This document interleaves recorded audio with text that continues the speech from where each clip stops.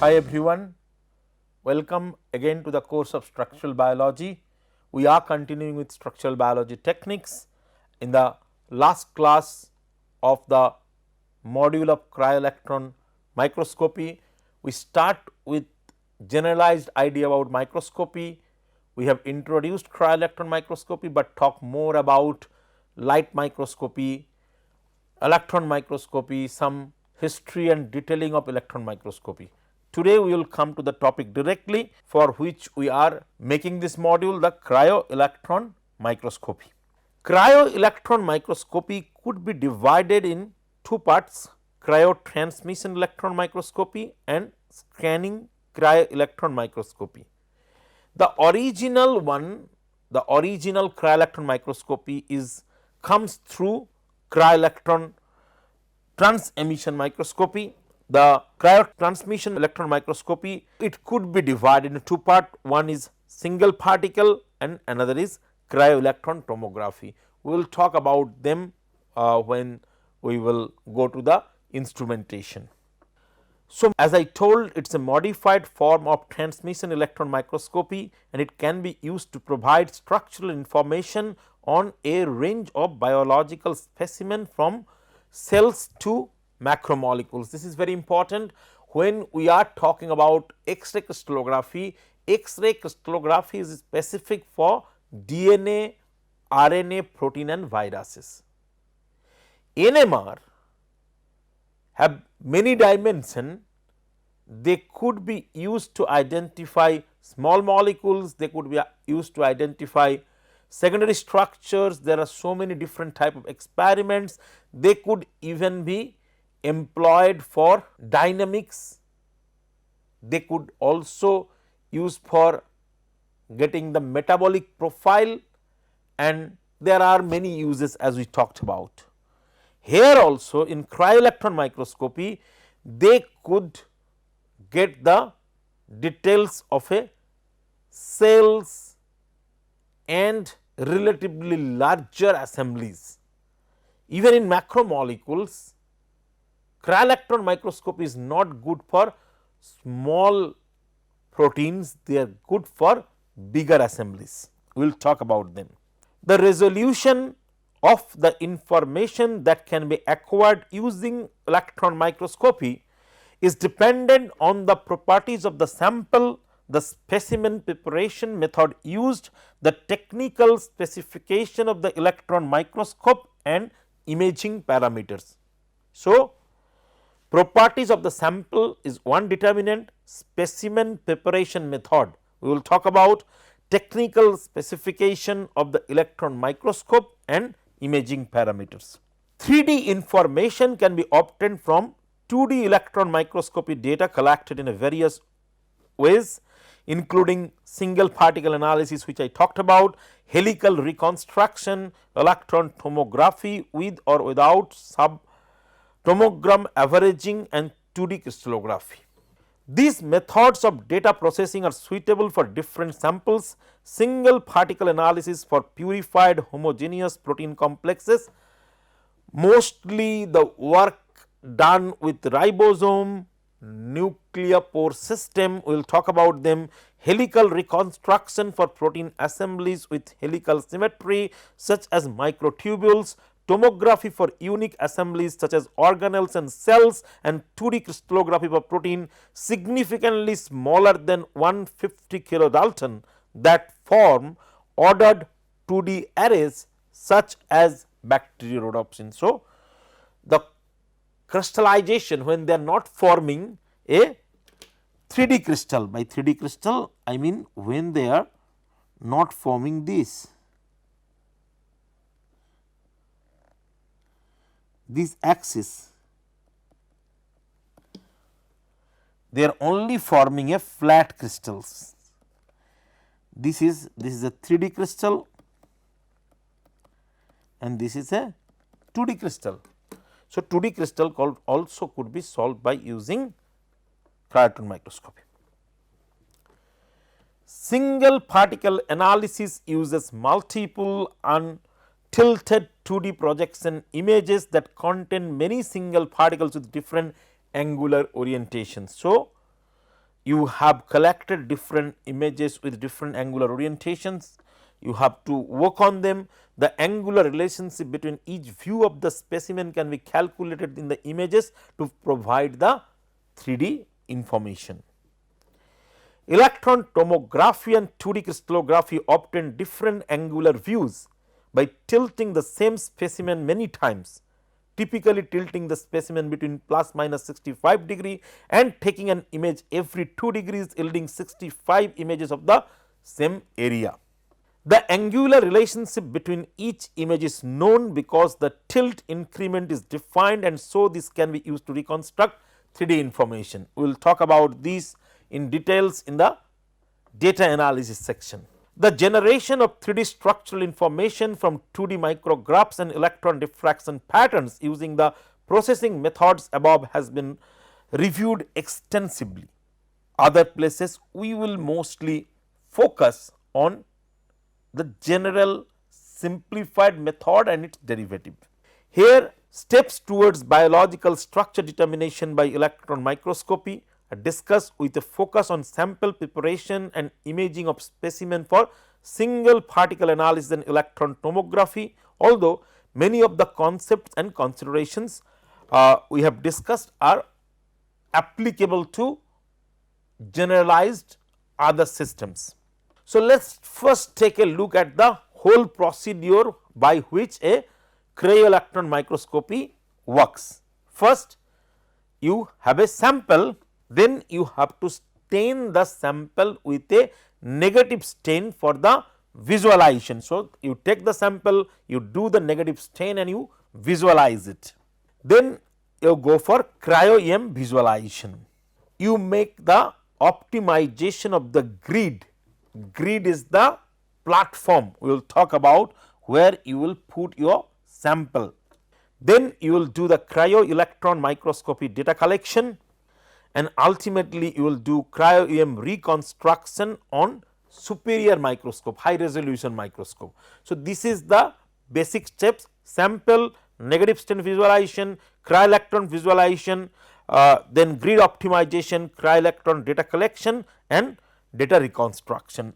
But this is if the sample appears reasonably homogeneous. Homogeneity is a very critical component of successfully making this experiment. Now, you could directly go without doing negative stain, you go to cryo-EM visualization directly. You could also make negative stain reconstruction and then go to cryo-EM visualization. If your sample aggregate or it is heterogeneous or it is not well distributed on the grid optimization for staining or the sample. So, what are the conditions? If your sample would be aggregated, if it get aggregates, if it is not homogeneous, it shows heterogeneity, if it is not well distributed on the grid, if your staining is not optimized or your sample need to be optimized. So, many condition, then you have to check them in grid optimization state before the data collection, go back to the sample, prepare the sample again and come back. Also, from cryo-electron data collection, you could go for single particle reconstruction and then you could do this cryo-electron microscopy reconstruction to go for single particle reconstruction. So, we will talk about the procedures like the sample preparation, negative staining, visualization, grid optimization and data collection in this class. Coming to sample preparation, when generating a specimen of imaging by electron microscopy, the ultimate specimen preparation technique may influence consideration at the sample preparation or purification stage. To perform single particle electron microscopy, thousands of identical particles are imaged and computationally averaged together. The ideal single particle specimen is thus as homogeneous as possible. Heterogeneity can result from both conformational variation and flexibility or by compositional changes such as the presence or absence of different subunits or binding partners. So, if you are going to construct scenarios where you have a complex, you know these guys are making these complexes and you want to see that in absence of, like you have 5 units or 5 binding partners and one is big enough to start with single molecule electron microscopy. So, you put molecule A and then you add B, then you add C, then you add D, then you add E. So, in that way there would be changing composition of the subunits, binding partner, changing the homogeneity of the solution. This is not good for single particle electron microscopy. If you have to do single particle electron microscopy, you have to make a stable unit and then use this homogeneous unit.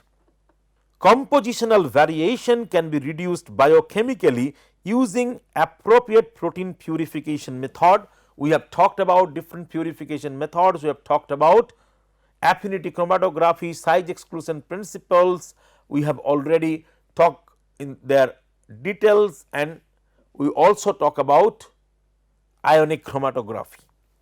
So, these are different methods we have discussed in detail in X-ray crystallography. I am not repeating them, but you have to go through and you have to apply the appropriate protein purification method. Although a biochemically pure sample does not ensure the sample will appear homogeneous. So, how you know a biochemically pure sample?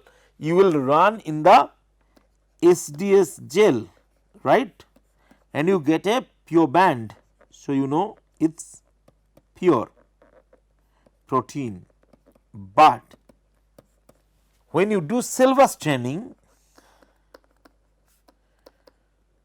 you will see that this protein is not so pure.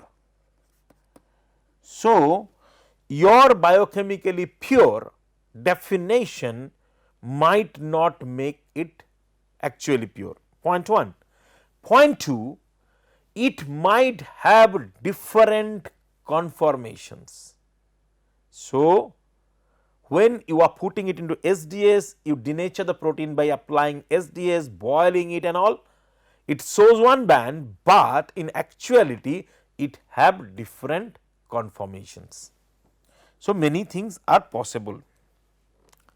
Structural arrangements and intrinsic flexibility may produce a broad range of conformations. So, if your protein is structurally flexible, this is the intrinsic property of the protein, it could produce different conformations. In the case of conformational variation and in some cases of compositional heterogeneity, solution buffer conditions can dramatically alter the appearance of a sample in the microscope. So, in those conditions, to bring the homogeneity, which is a critical condition to make the cryo-electron microscopy experiment successful, you have to screen with different buffers and you could see dramatic changes in the result, in the homogeneity profile of the protein. For those samples, before working, a high throughput screening can be used to identify optimal buffer compositions. Chemical cross-linking may also be a useful tool for reducing sample heterogeneity. Methods such as graphics have been developed that permit the purification of a sample based on stoichiometry. However, the chemical cross-linking may introduce artifacts such as trapping the complex in a non-native or non-functional form. So, as I was talking from the initial stage, the correlation between the sequence and function have to be done by structure, but to do that the structure have to show the information, provide the information about the native state, and that is one of the problem we are always discussing in case of crystallography. We do the crystallization in very high concentration of salt and all, and we call this condition not native condition, we call it in crystallo condition. So, if you want to apply chemical cross linking in case of Cryo-EM, you are actually giving opportunity to such type of artifacts to come. Your chemical cross linking might introduce artifacts, and we do not want to do that, but sometime the complex is so unstable we have to do it. It is always a loss and gain problem, like you have to keep trying. Other approaches to reducing conformational flexibility include ligand induced stabilization, which we talked about. When ligand comes, ligand bind with the protein and stabilize it, where molecules such as a substrate, ligand, inhibitor or protein nucleic acid binding partners. Formation of those complexes can promote stable complex formation, as I talked about, a strategy that is well established in X-ray crystallography already. When we talked about X-ray, we talked about the stabilization factors. Typical uses of common grid preparation method. There are different one. Negative staining visualization, this is a grid preparation method. So, you have different methods: negative staining visualization, negative staining reconstruction, cryogenic visualization, cryogenic reconstruction when you go to a single particle, cryogenic reconstruction in case of tomography. So, for negative staining visualization, the typical samples are macromolecular complexes greater than 50 kilodalton, organelles, prokaryotic cells. For negative staining reconstruction, macromolecular complexes that appear reasonably homogeneous. For cryogenic visualization, macromolecular complexes greater than 150 kilodalton, liposomes, organelles, prokaryotic and eukaryotic cells. For cryogenic reconstruction for single particle, macromolecular complexes greater than 150 kilodalton. For cryogenic reconstruction tomography, organelles, prokaryotic cells, thin edge or lamellar of eukaryotic cells. Typical equipment for negative staining visualization: electron microscopy with tungsten filament, negative staining reconstruction, electron microscopy with LAB6 filament CCD detector. Cryogenic visualization, EM with LAB6 or FEG filament, we would talk about them, CCD or DED, and cryo holder and sample transfer stations. For cryogenic reconstruction, as cryogenic visualization, DED preferred, we will talk about. Cryogenic reconstruction, as cryogenic visualization, DED preferred, energy filters and phase plates can be of great benefit. Typical results for negative staining visualization: visualization of specimen with high contrast. For negative staining reconstruction, resolution limited by the grain size of specimen, typically to 20 angstrom at best. Cryogenic visualization, the typical result is visualization of specimen with low contrast. Cryogenic reconstruction for single particle, depending on the specimen, reconstruction of 3 to 20 angstrom, we are going towards high resolution. Cryogenic reconstruction for tomography, resolution of tomographs less than 10 nanometer, sub tomogram averaging can produce reconstruction of around 10 angstrom. Auxiliary equipment for negative staining visualization: glow discharge unit, UV lamp for treating carbon surfaces. For negative staining reconstruction, software and computer hardware to process data. For cryogenic visualization, software and computer hardware to process data. Cryogenic reconstruction, time resolved electron microscopy, we will talk about this in the next class in the spatial instrumentation. Cryogenic reconstruction, CLEM, this is also special type of laser electron microscopy, we will talk about. FIB milling, we will talk about that, or HPF and sectioning where sample is too thick for direct visualization. Other consequences which is of special mention for negative staining visualization: Different stains such as uranyl acetate or ammonium molybdate may be optimal for different specimen. Some sample buffers may cause problems, including presence of detergent, phosphate reducing agent or glycerol. Sample may become deformed by the stain and sometimes it have severe effect. Sample may adopt preferred orientation on the carbon. Optimized stain depth is important for obtaining the best results. For cryogenic visualization, specimen contrast is low compared with negatively stained samples. Sample buffer components can reduce specimen contrast such as glycerol, sucrose and detergents. Vitrification. Vitrification is a process which is a key to Cryo-EM. We will talk about that. Vitrification process may require optimization for best results, including optimizing blotting conditions and support films.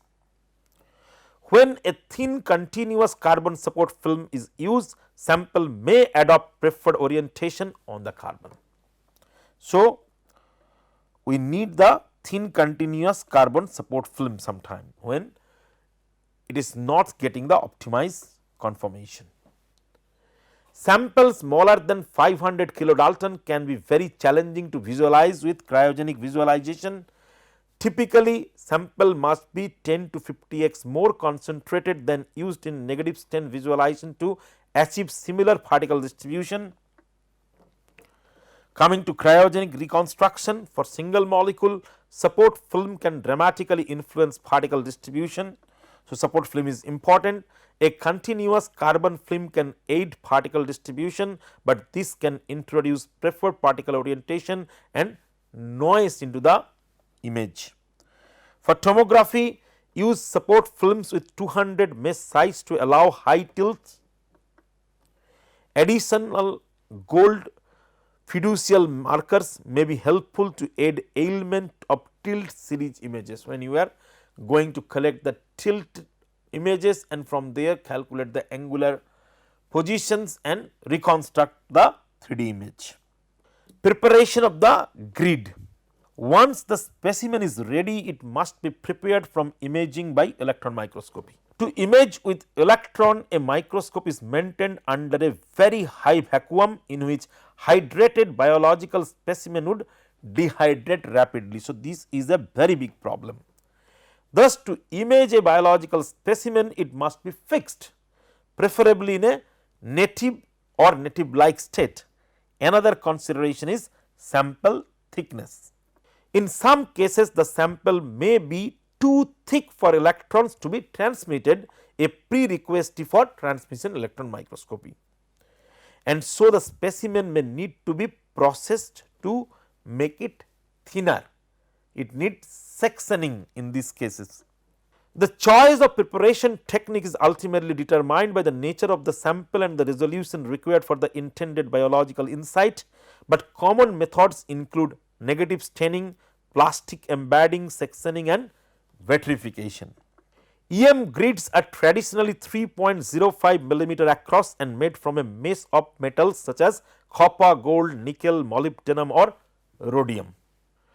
Most commonly used grids are copper grids, but gold supports are becoming more common, especially when cells are to be grown directly onto the grid, as the gold supports they are non-toxic to the cells. The metal mesh supports the film on top. The mesh size or number of squares across the grid is defined as the number of square in 1 inch. For example, a 200 mesh grid has 20 square across in each direction and a 300 mesh have 30 squares. So, in that way they are sectioned so that you could understand the position, you could put them and you record that. 200 to 400 mesh grid are most commonly used for Cryo-EM. Over the metal support, a support film is deposited. Different support films are used for different purposes. Finer mesh sides provide more support for the film, but when the grid is tilted, the bars can block the beam. Therefore, 200 mesh grids are most commonly used for tilt series data collection. So, any type of mesh grids could be used, but for tilting experiment you have a optimization and there 200 mesh grid work the best. So, this is about the grid preparation. We come to negative staining. Summarizing it, typical uses of negative staining: the high contrast and speed of grid preparation of negative stain samples makes it ideal for assessing sample purity, concentration, heterogeneity and conformational flexibility. So, by doing negative staining we could very quickly see the standard or assess the sample quality. Low resolution 3D constructions from stain data can also provide starting model for higher resolution cryo-EM studies. Advantages: high speed of sample preparation and good specimen contrast. Additionally, there is the ability to label with antibodies or gold to further aid functional studies and determine stoichiometry. Grid can be easily kept for many years and re-imaged. Disadvantages: structures limited to modest resolution around 20 angstrom, surface topology only, possibility of staining artifacts incompatible with some buffers or reagents. Negative stain is a common method for examining a specimen, especially macromolecular complex at room temperature. It is a common method, it is the most common method. Many variations of the negative staining technique have been documented since the late 1950s using several different heavy metal stains. Typically, specimens are adsorbed onto a thin 10 nanometer continuous carbon support film that has been rendered hydrophilic. It is then stained with a solution of heavy metal salt, commonly 1 to 2% weight by volume, uranyl acetate or uranyl formate, and blotted to ensure a thin layer of stain with no stain migrating to the back side of the grid. So, you have the grid, you have the staining and you just transfer it. We will see how it works. Some common buffer components are known to adversely affect the quality of the staining. However, a large dilution of a concentrated specimen with a compatible buffer immediately prior to application to the grid is the easiest way to ameliorate this. If this is not possible, washing the grid prior to staining is also an option. Like when you will always try to set up it in that way that you have a grid, you have the stain and it does not go in the other side. But how you could do that? One is dilution, proper dilution, but if it is not possible, then wash it properly. The staining process quickly dehydrates the specimen and envelops it in stain where the sample is visualized by the absence of stain. Negative staining occurs where the sample itself becomes stained, positive staining occurs. So, if you see here, the whole thing is stained, the gray color, this is the stain. So, whole thing is stained and not the sample. So, sample is unstained, negative staining, but here this is the periphery. So, here the sample is not stained, here sample is stained. So, this is positive staining. The resulting shell of heavy metal atoms generate amplitude contrast and a relatively high signal to noise ratio, which you see the image in that. The correct stain depth must be achieved for optimal imaging, with information being lost when the stain is too deep or too shallow, you do not get the depth. The dehydration of the specimen and its deformation during adsorption are drawbacks of negative stain sample preparation. So, one is the possibility of dehydration and deformation. Additionally, the resolution of the stained image is limited by the grain size of the stain, which determines how well the stain envelope reflects the structure of the object. The use of a continuous carbon support film can result in samples adopting a preferred orientation on the grid, complicating 3D structure determination due to a lack of views. Despite these problems, negative stain sample can generate 3D data and provide invaluable biological insight. For example, negative staining can be used to elucidate the binding of small molecule inhibitors in a matter of weeks, assess conformational changes, complex stability and subunit stoichiometry or position. So, you get informations of biological interactions. Negative staining can also be combined with vitrification. We will talk about that in a sample preparation technique known as cryo-negative staining, which we talked about in the general principle. This method combines the high contrast of using a heavy metal stain with the protective effect of cryogenic preservation. So, you use a heavy metal stain, but then you have the low temperature. So, the effect is protected. Vitrification, as I told, one of the key concept where the cryo-electron microscopy works is vitrification. This is sample preparation techniques such as staining and plastic embedding involve the dehydration of biological specimens, which fundamentally removes them from their native aqueous environment, which we do not want. The normal sample preparation procedure where the preparation methodology is pushing us away from the achievement of native condition, we are getting non-native condition, we do not want that. So, cryo immobilization preserves that aqueous environment whilst also ameliorating radiation damage. So, I will talk in the discussion part, but you definitely understand with the higher mass electrons are making radiation damage, especially in biological sample, the radiation damage is really critical. So, with the development of cryo immobilization, it preserves the aqueous environment, the native solution environment which we want the reaction or the information to get, and the reduction of the radiation damage. Imaging of cryogenically immobilized sample by electron microscopy is known as Cryo-EM. As I told, this is the one which gives the identity of Cryo-EM, a Cryo-EM, the identity of Cryo-EM to work with the biological samples. Same they were working with materials for a long time, they are so good, they are so high resolution, but we could not have include the biological samples to perform TEM and SEM because of the radiation damage is one of the major issue. By doing this cryogenic immobilization,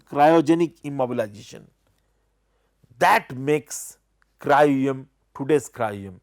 In the next class, when I am talking about how the high resolution which we are getting today, how they achieve it, one of the main reason is this: the sample must be frozen extremely rapidly at a rate of 10 to the power 6 degree centigrade per second, so that the water in and surrounding the specimen is fixed in a vitreous state, that is called vitrification. If freezing occurs too slowly or the specimen is subsequently warmed above minus 137 degree centigrade, the temperature at which water devitrifies, crystalline ice is formed. According to the experienced users, warming the sample more than minus 160 degree centigrade can give poor quality ice, affecting greatly the experimental data. Ice contamination compromises the structural integrity of the specimen, as crystal withdraw water molecule from the hydration cell of the specimen or the specimen itself. Formation of crystalline ice also degrades image quality as they diffract electrons. So, the ice they become crystal, so they start diffracting the electrons, again creating another complication. Contamination can also occur during the freezing process, such as hexagonal ice, which can be reduced by working in humidity control environments and minimizing ice contamination in the liquid nitrogen. It could come from the liquid nitrogen which is used for the freezing. So, you see here these are some of the conditions. Although Cryo-EM has been in development since the 1970s, the large number of high resolution structure deposited in the last 2 years has promoted increased interest in the technique. As you see here, good vitrification happened.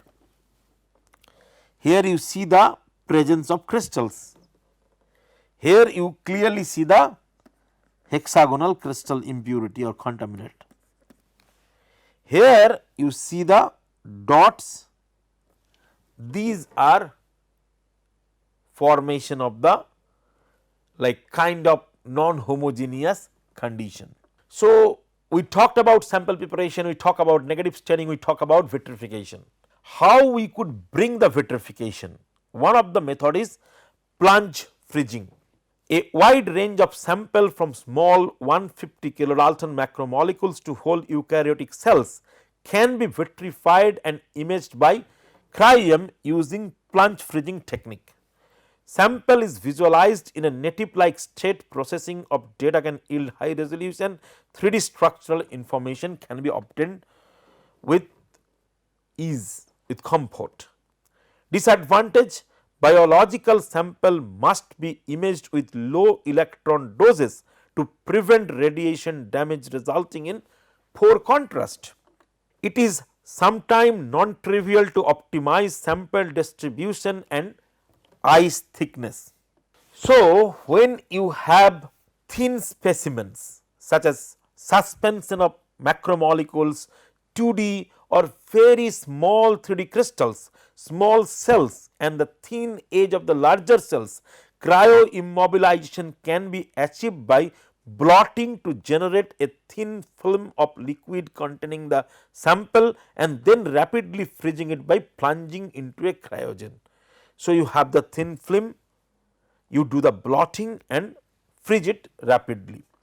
The most widely used cryogens are liquid ethane or propane cooled by liquid nitrogen. Liquid ethane or propane cooled by liquid nitrogen.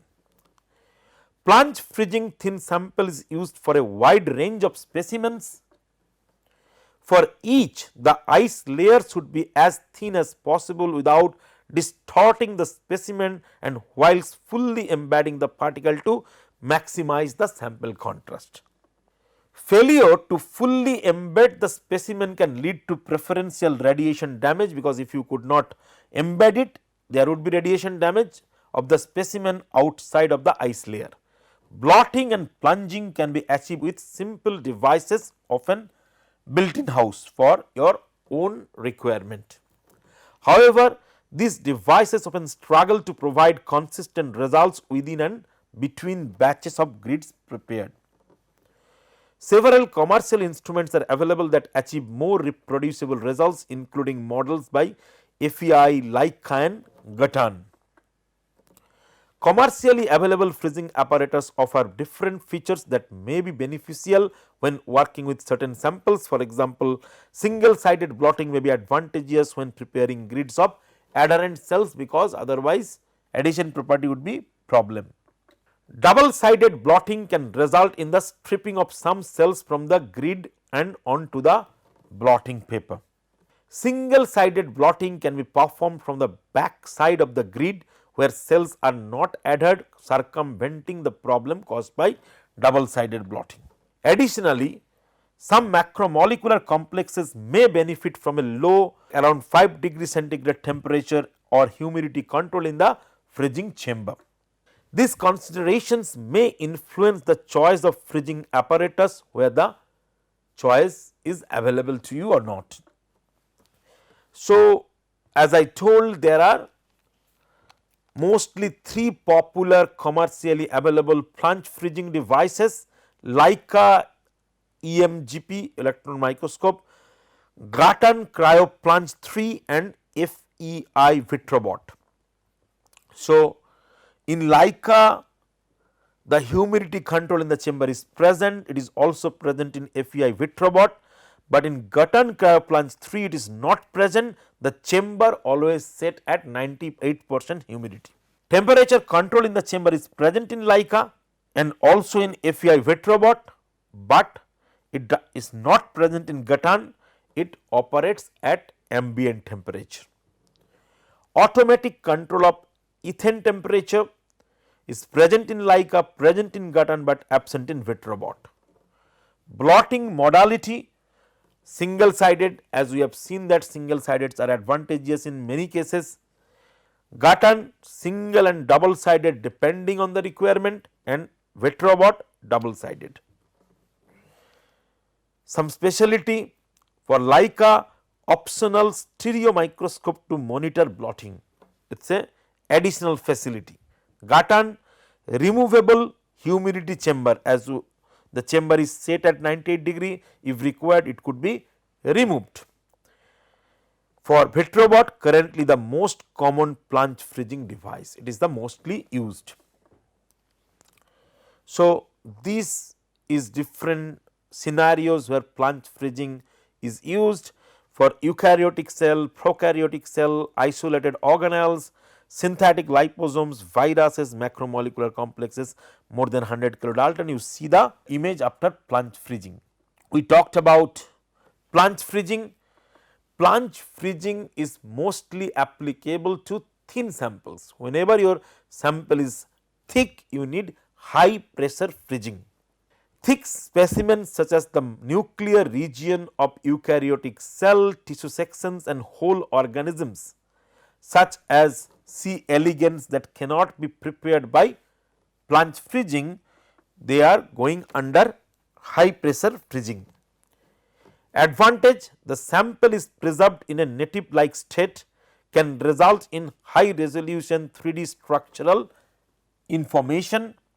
Disadvantage: to be visualized by TEM, that is become electron transparent, the sample must be sectioned or thinned by focus ion beam or FIB milling after freezing. So, sectioning is required. There is the potential to generate artifacts in this process, and it can be technically challenging to make the sectioning after the freezing.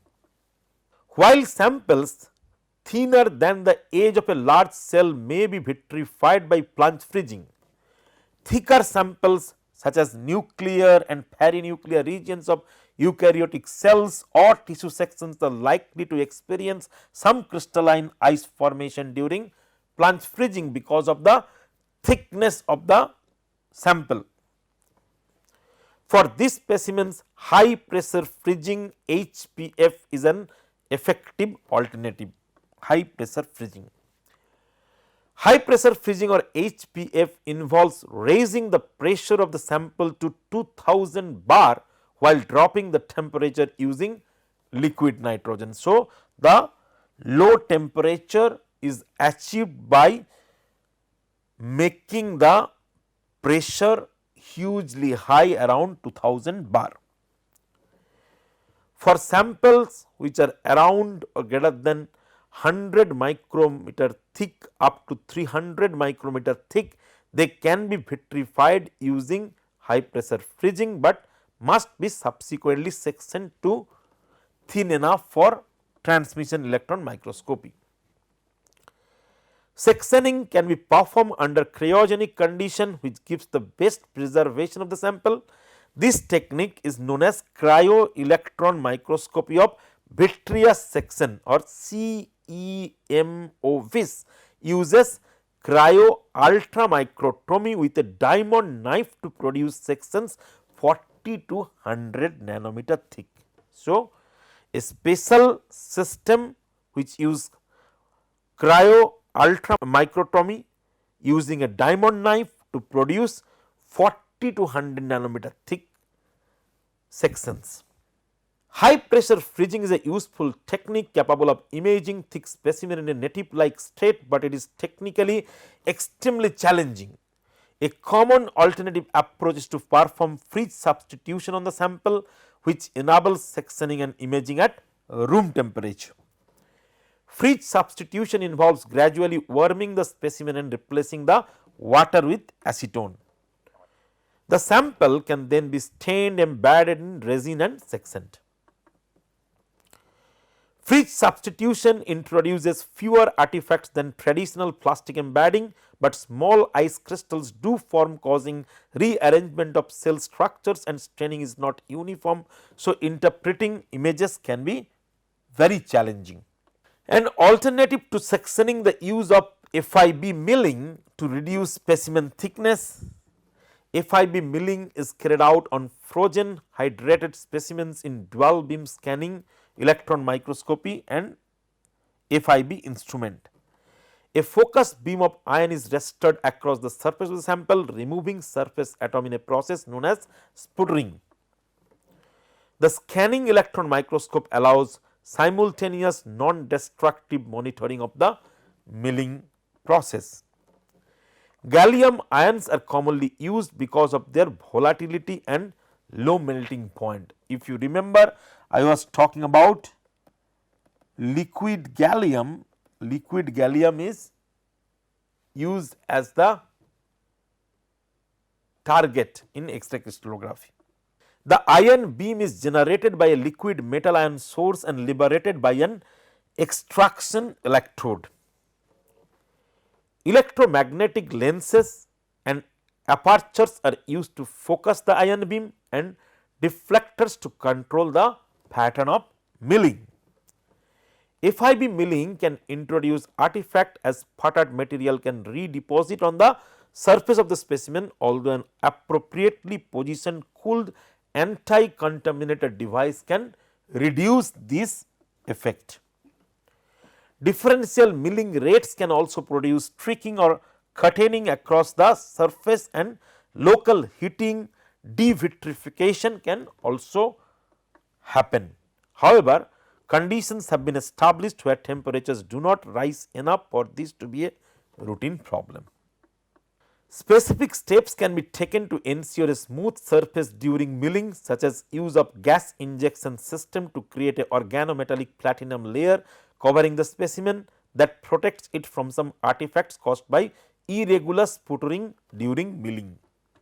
FIB milling can either be used in conjunction with imaging by SEM, as in serial block face imaging, or the milled sample transferred to the transmission electron microscopy. Since the first successful cryo-FIB experiment in 2003, workflows have been developed to improve and optimize the technique, including in situ cryolamellar preparation of cells grown on EM grids. Cryo-FIB technology is still developing. One particularly exciting development is the implementation of correlative light microscopy in combination with FIB milling. We will talk about special instrumentation in the next class. Now, I will talk about imaging. So, we have the sample preparation, we do the staining, then we go for freezing, and now it is imaging. The optimal hardware for electron microscopy is highly dependent on the imaging experiments planned. There is often a trade-off between performance, cost, convenience and the availability of the instrument time, because we all know that it is very expensive. Here I am trying to discuss the choices of electron source, electron detector and hardware to boost signal to noise ratio in the images. What are the instrumentation and what it is affecting? Electron source very commonly uses the electron gun or field emission gun FEG. So, the electron gun of an electron microscope extracts and accelerates electron and is typically either a thermo-ionic electron source or a field assisted thermionic emitter such as Schottky emission gun. They are commonly known as field emission gun or FEG. Common conventional thermionic sources include tungsten filaments or lanthanum hexaboride crystals LAB6, which we discussed earlier, which are heated so the voltage potential exceeds the work function required to liberate the electrons and operate at voltage between 80 to 200 kilovolt. By comparison, a field emission gun is an extremely fine tungsten filament coated with zirconium oxide, typically operated at extraction voltage of 200 to 300 kilovolt and at 1800 Kelvin, which means 1526 degree centigrade. Field emission guns are much brighter and more coherent compared with conventional thermionic sources and so are preferred for high resolution EM studies. However, they are significantly more expensive both to purchase and also to maintain. The choice of gun should therefore reflect the experiment to be carried out. For example, negative stain electron microscopy does not require the brightness and coherence of a field emission gun source. Coming to electron detectors, so we have the source now, we have to detect the high energy electrons used in the electron microscopy imaging are recorded using a detector. Recording device include photographic film, charge coupled device, cameras or direct electron detectors. So, the photographic film, the CCDs we have already discussed when we are discussing the X-ray crystallography detection and they are same, but direct electron detectors are something new. Cryo-EM images of biological specimens are intrinsically noisy due to the low electron doses used to prevent specimen radiation damage. A perfect detector would add no noise, but in practice all detectors actually do that.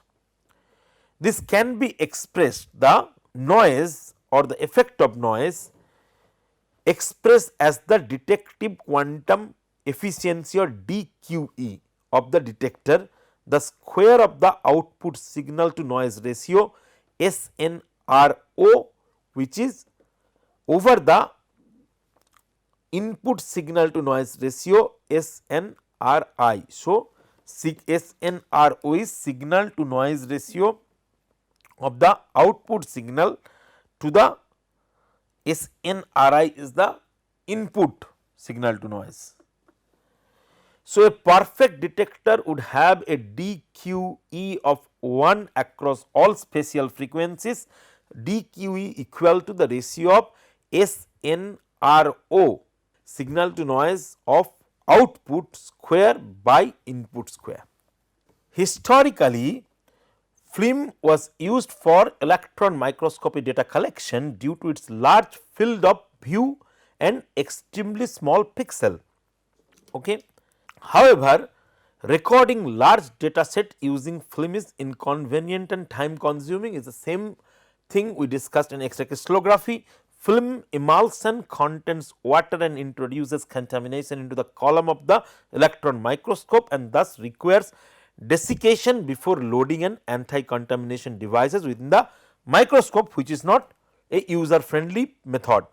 Use of film is also limited the number of images which could be collected in a day's data collection to around 100. Film must also be developed and digitized using an extremely accurate and thus expensive densitometer. CCD cameras were developed as a more convenient solution, the same thing again I told we have talked about in X-ray crystallography, which also enable the development of automated microscope alignment and image acquisition procedures, as well as significantly improving the ability to collect a tilt series. CCDs utilize a phosphor or similar scintillator which induces the emission of photons when electrons strike it. The CCD camera then transforms these photons into electrical signals. A CCD chip has an array of photosensitive elements. I have shown you the details of that, in which electrical charge accumulates. Charge is transferred to readout register, amplified and digitized to form an image. The DQE of a CCD camera is inferior to film at the electron energies typically used for imaging. The scintillator layer results in electron and thus photon scattering, causes a loss in the sensitivity as well as introducing an accelerating voltage dependent point spread function. Despite those problems, the data collected on a CCD camera under appropriate imaging condition can be processed to sub nanometer resolution. So, that is a advantage. Coming to our kind of last topic, the automated data collection. The signal to noise ratio of cryo-electron microscopy images is very low, and so many images of individual particle greater than 1000 are usually needed to generate the structure using single particle processing method. So, more images you could collect, better resolution you are going to get. The number of micrographs required is highly variable and dependent on the specimen, for example, its size, its adoption of preferred orientation and symmetry. The number of particles per micrograph, desired resolution and levels of heterogeneity, all you need in the data set. As a result, several software packages have been developed to automate data collection and make more efficient use of microscope time. One commonly used package is FEI's automated data collection software EPU or E pluribus unum. Open source programs are also available with similar functionality such as Leginon, Tom, 2 and Cryo-EM.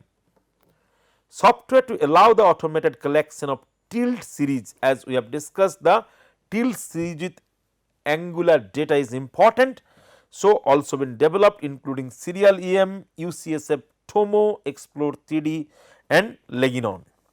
Efforts are also underway to introduce semi-automated data processing pipelines for the cryo-electron microscopy data. So, we have covered the basic functionalities and the process involved in that.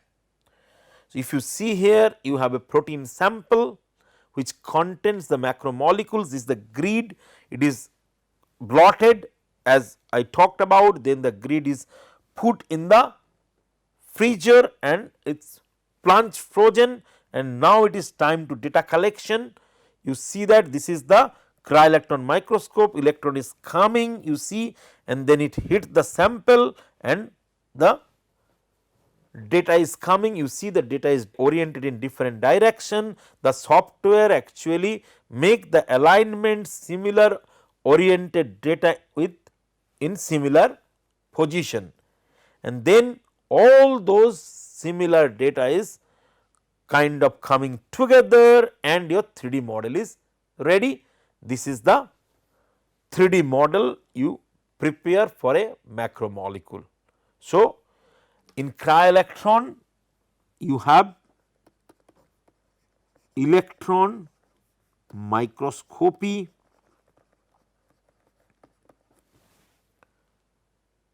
the first one, to the proper grids, vitrification, different methods of freezing and all, data collection where a lot of automation is going on, and last but not the least, data analysis. We will talk about few of this section into more details, and we will also discuss the history, how cryo-EM is actually proceeding and the next class, and we will also talk about the data analysis part which I did not talk about today. Thank you very much. Again, as I say every time, please keep listening and keep asking questions. Thank you very much for listening. Thank you.